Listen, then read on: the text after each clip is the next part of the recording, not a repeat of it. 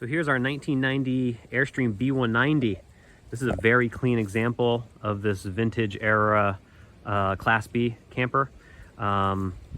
This Airstream has about 95,000 miles on it. It's very clean. There's hardly any rust underneath.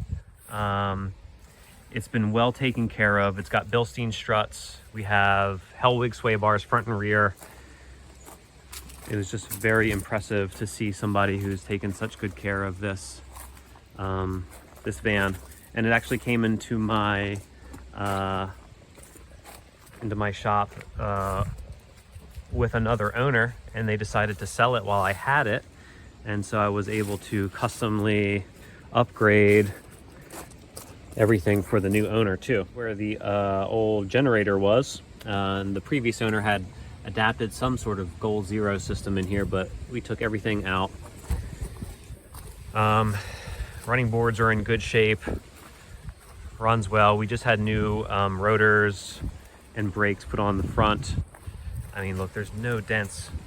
Chrome is really nice. All right, let's take a look at our off-grid power system. See, coming in here, somebody had replaced the floor with like a cork and then painted it. It's actually pretty durable and a little soft. But our entire power system's under the bench bed. Now you can see we have the original box that was for the generator, which is now just outdoor storage. Here's our propane heater. Everything is kind of down here in between the edge of the box and the generator box. We have our solar charge controller. We have an Orion alternator charger, 30 amp. This is a GNDL 2200 watt inverter. This is what I usually use on my lower tier installations. Lynx distributor. I actually use a Lynx power in and adapt it to accept mega fuses.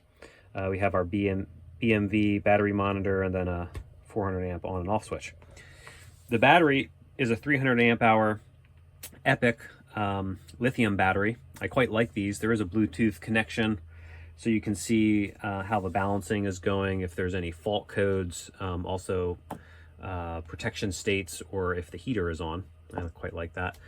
MRBF fuse protecting output on the battery. Tucked around the corner here, we have our shore charger. Because we're using just an inverter, not an inverter charger, we add a shore charger.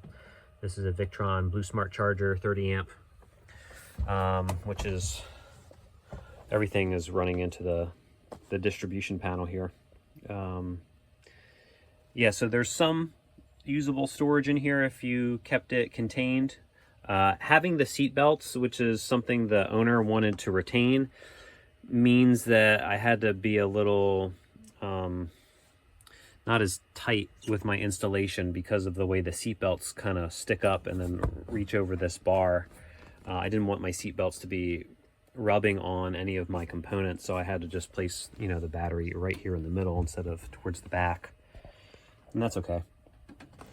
Also, we took out the original, I didn't take out, but I disconnected the original 12 volt panel. There's only room for about 4 circuits. And so I installed something else back here, 8 circuit Blue C.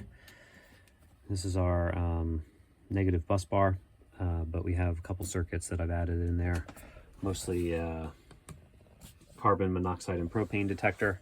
Also, the fridge, there was a lot of funny wiring in this van. The refrigerator was wired to the starter battery, so I have a new refrigerator circuit here on this panel.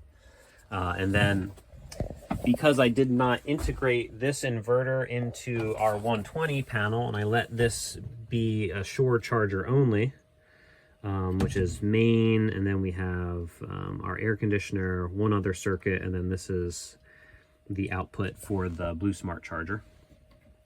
I just kept it simple, and I put an outlet on this side end of the bench, and then an outlet on that end of the bench. And so when you want to turn on the inverter and use inverter power, you have 2 outlets, which basically is all you need in this tiny little van. Battery monitor is where the old generator controller was. Inverter on off switch right here. Monitor still working. So we have about 36 amps coming in. That's because the sun just came out. So we have our shore charger and our MPPT bringing power in. But overall, I really love the construction of these vans. Airstream really did a good job. A lot of storage. I mean, really big, full-size hardwood oak doors. The thing has really held up over the years. There's a couple things I don't like about this layout, mostly the shower, which I think is a bunch of window covers. Pretty pointless to have a tub in there as well.